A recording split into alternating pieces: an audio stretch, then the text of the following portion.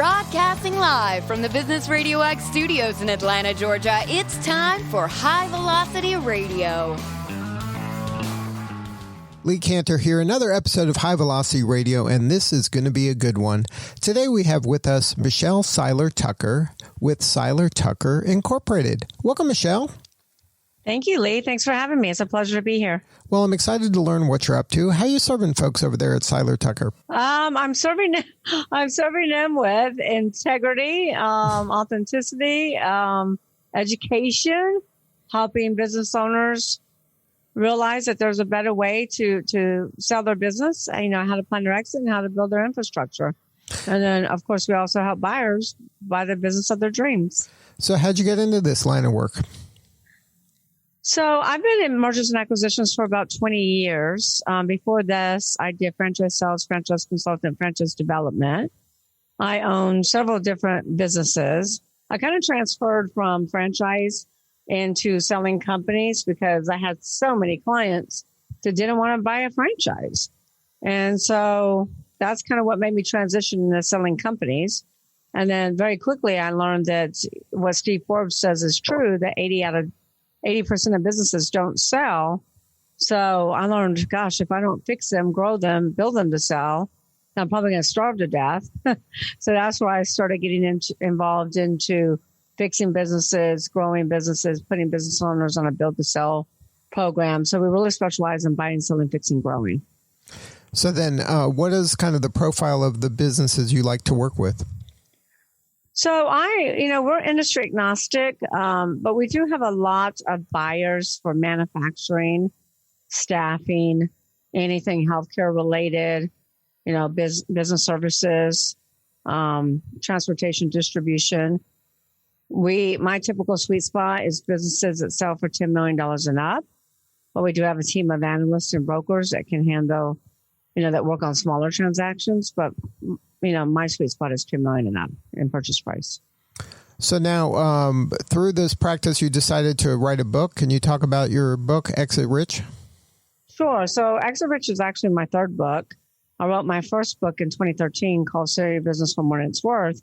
The reason I wrote Exit Rich is because, I travel all over the United States working with clients, selling their business, fixing their businesses, growing their businesses, selling their businesses. And I started noticing that I would see a business in a strip center, and then the next week or next month, it's gone.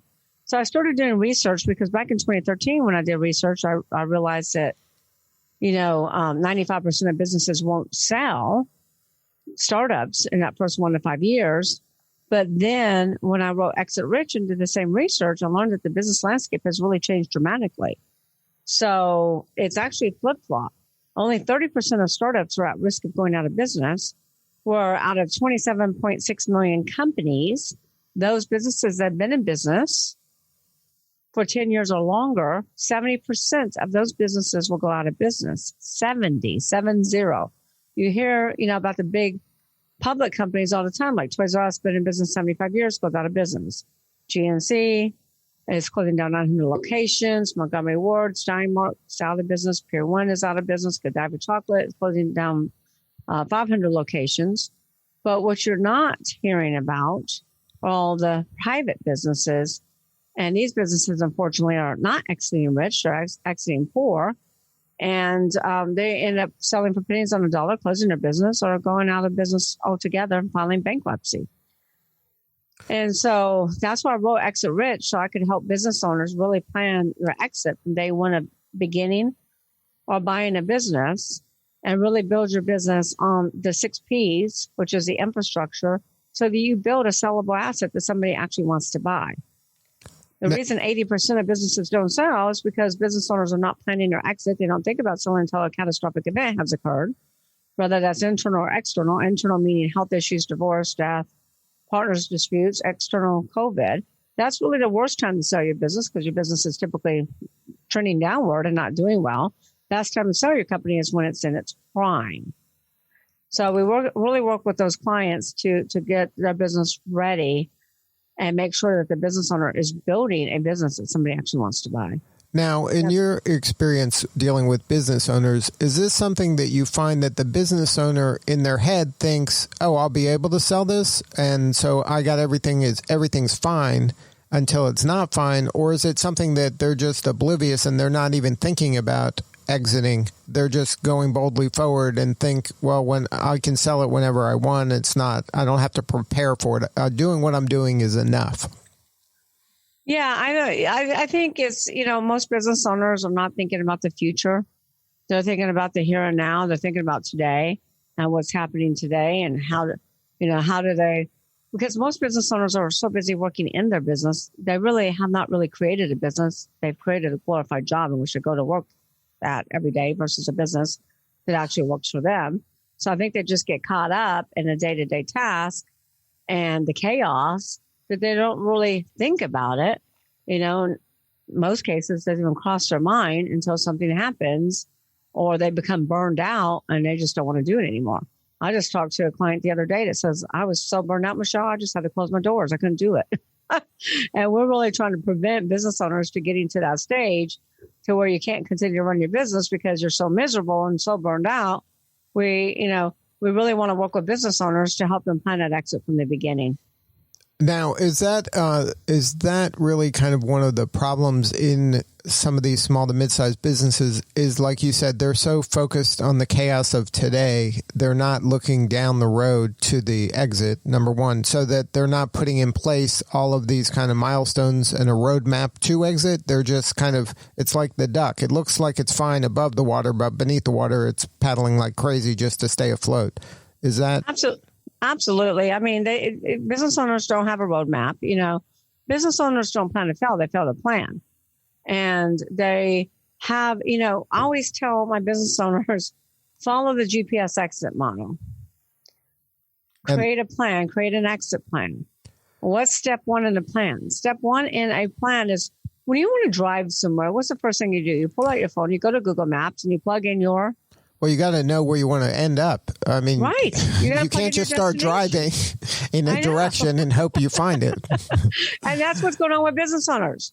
They're driving around and around and around in circles, driving up and down the financial hills, ending up nowhere, ending up selling for pennies on a dollar, closing their business, or filing bankruptcy. And that's the problem. They don't have a plan. They don't have a roadmap. So, I map it out in my book where I tell my business owners, number one, you need a destination. You need to know where you're going. Figure out your end game. What is your desired sales price? What do you want to sell your business for? Pick a number. Doesn't matter what the number is, just pick it. So, let's say that you want to sell for $20 million. Great. Now we have a starting place.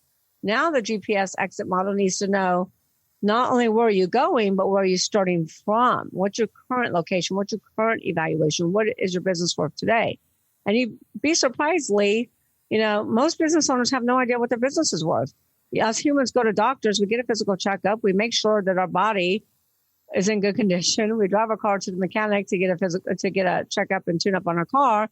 But most business owners have never, ever had a valuation on their business. It's shocking. And not only should they have a valuation, but they should have an annual valuation checkup because there are events that increase valuations and there are events that decrease valuation.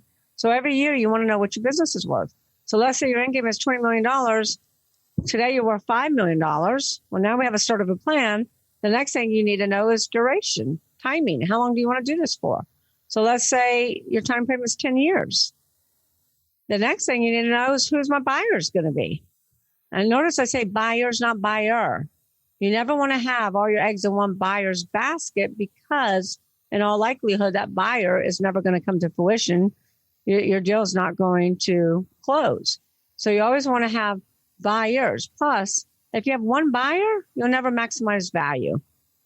So you want to make sure you have buyers and you want to create that bidding war. So you need to know what type of buyers. There's 5 different types of buyers.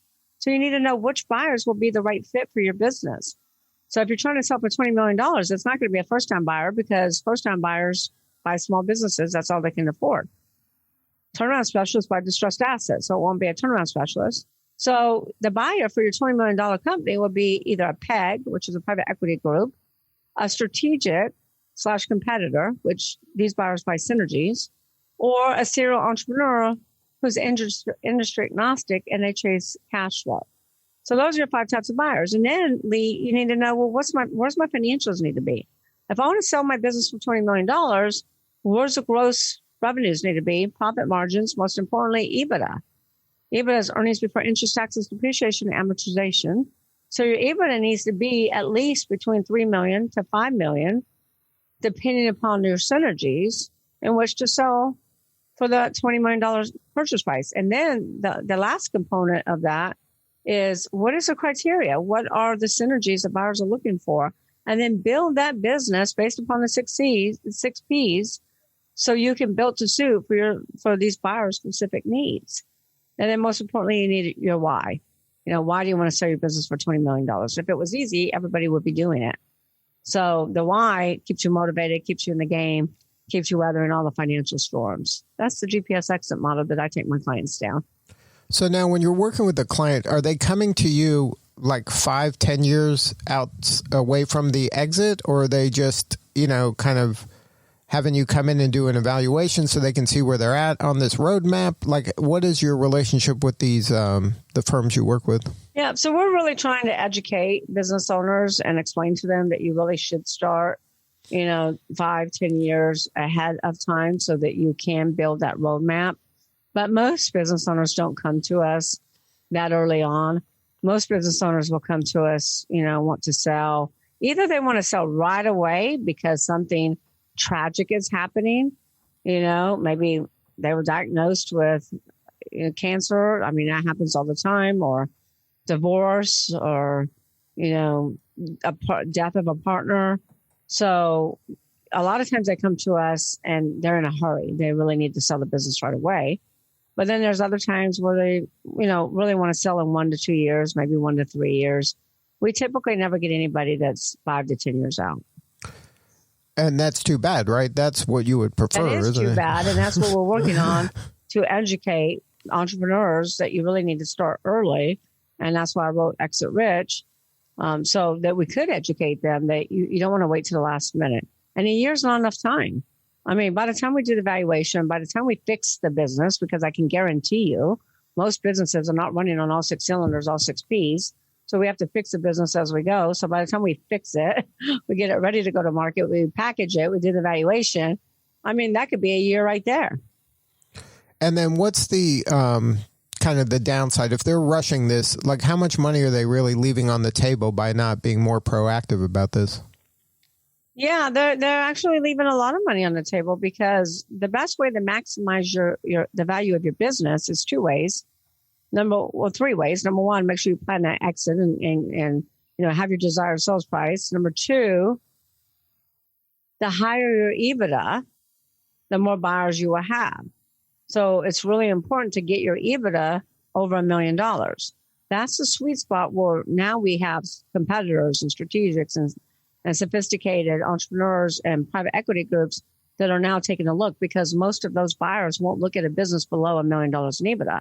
So when you get your business over $1 million in EBITDA, we have a lot more buyers at that point, where we can create a structured auction, we can create a bidding war, we can get a lot more activity on a business when they're over $1 million in EBITDA. Then if they build that business to run on all 6 cylinders, which is building their synergies, then we can also bring a lot more buyers, because buyers want to buy good businesses. There's actually more buyers for good businesses than there are good businesses to buy.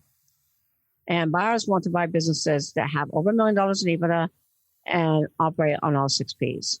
And then when they're working with you, these firms, is that like kind of you're going down your checklist and you're going, okay, we're going to work on this EBITDA problem. Your EBITDA is $500,000.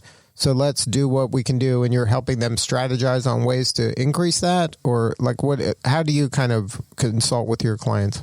Yeah, so absolutely. But let me just tell you something. Lack of EBITDA, lack of profits is never the problem.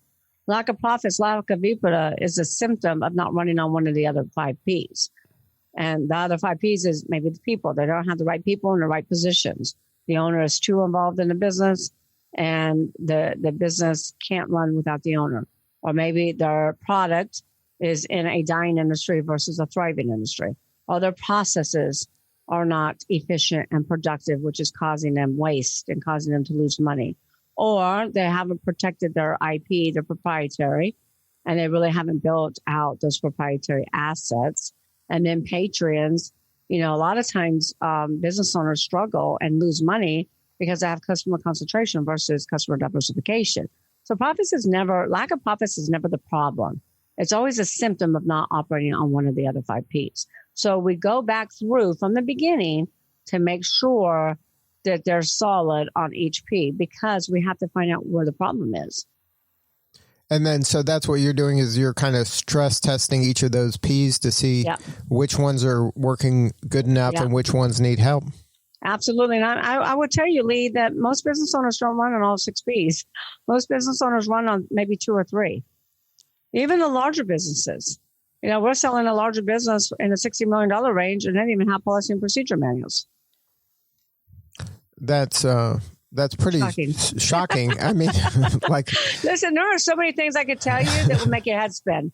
well, I mean, it's just how you can generate that much revenue and not have kind of a system is pretty impressive. Yeah, they get systems in place, but they don't really have them well documented, and that's the problem. Because when buyers come in to buy a $60 million business, the first thing they're going to do in due diligence is go through all of your policy and procedure manuals with a fine-tooth comb. They want to look at those non-competes, employee handbooks, SOP checklists, policy and procedure manuals. They want to make sure everything's intact. So that's what we do with our clients. Again, lack of profits is not the problem. It's a symptom of the other 5 Ps. Now, when you're working with these firms, when you're first having conversations and you're having these kind of discovery between you and the firm that you're working with, do you find that the entrepreneur just overestimates the value of their company dramatically, or are they usually pretty good at kind of knowing what the worth is of their company? Most of them overvalue their business. Most of them, when they think about value, they don't really think about what's the value of my business. They associate value with what they need to exit their business. So they come to me and say, well, I need $10 million. That's what I want to sell my business for. I think $10 million. I'm like, well, how'd you come up with that number? And basically it's what they need to retire on. Or it's what they need to pay for 5 girls' colleges and 5 girls' weddings, or what they need to buy another business with. So most business owners are unrealistic when it comes to the value of their business. And many business owners think that their business baby, because they think their business is their baby. And they think their baby is prettier than any other baby. So it's our job to tell them your baby is not as pretty as you think it is. And it's not worth this. And these are the reasons why. So very seldom does any business owner undervalue the business. Most of the time, they have unrealistic expectations because, again, they base it upon what they need, not what the business is actually worth. Now, when you tell them this, are they just like, I don't believe you, and then that's kind of where your relationship ends? Or they kind of accept this tough love and say, look, then we got to figure out how to get that number up? Yeah, no, it's not that they don't believe me, because, we really do educate and we take them through the processes of how we came up with that valuation. We show them industry standards and business comps and all the different formulas that we use. And so it's not that they don't believe us, because they do once we educate them on the fact. They either have to make a decision. Do they want to sell for that price? Or do they want to keep the business and fix and grow and then sell for their desired price tag? And then it depends upon what stage they're in. I mean, if they're, 70 years old, a lot of times they don't want to stay in it for the long haul because they're tired. So it just really depends upon what's going on in their life. And then the bottom line to get the most out of a sale, of no matter where they are, is to have multiple buyers, right? Isn't that the critical thing, to get some competition and some bidding? Well, here's how you maximize sales price. Number 1, have your EBITDA over $1 million. Number 2, run your business on all 6 cylinders. Number 3, find an expert like me we have over 28,000 buyers in our database. And there's 5 different types of buyers. We work with all 5. So you need to work with an advisor who knows, who can really look at your business and identify the synergies identify what makes your business unique, and then find the right buyers to bring to the table that are willing to pay more for those particular synergies. For instance, a company that's well branded will sell for a lot more than a company that's not well branded. A company that has trademarks in place, federal trademarks, and patents and contracts will sell for a lot more than a company that doesn't have it. A company that has databases of users. I mean, Facebook paid $19 billion for WhatsApp, and WhatsApp was losing money. They were hemorrhaging. And so, but Facebook knew they could monetize those billion users and make a return on their investment. So celebrity endorsements, product placements, on e-commerce businesses. There's so many different synergies that an advisor really has to evaluate. That's why you got to make sure when you hire somebody with tons of experience who knows how to evaluate these synergies, who knows how to find the right buyer, the synergistic buyer that's willing to pay more money for those synergies, plus a buyer that can take advantage of economies of scale. And maybe because that buyer has, operations, they can maybe cut cost because maybe they don't need the distribution centers of the company that they're buying because they already have distribution. So that's a cost that they can cut, which would increase EBITDA from day one of closing a business. So there's a lot of stuff that goes into it. There's a lot of moving parts.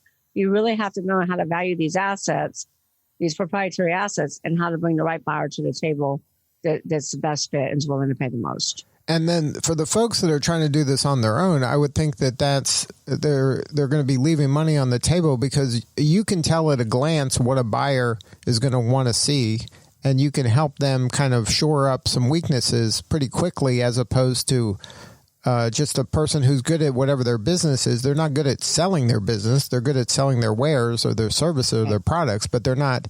You're selling businesses and buying businesses every day. You know what these people are looking for and what can maximize the value. So, I mean, right. I think it's kind of short-sighted for folks to not at least entertain a conversation with an expert like you.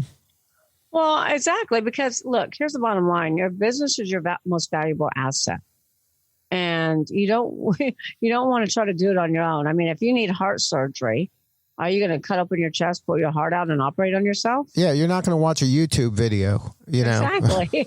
So you want to make sure, because look, in many cases, the business is the owner's most valuable asset, and this is their legacy. This is a retirement plan. This is their nest egg.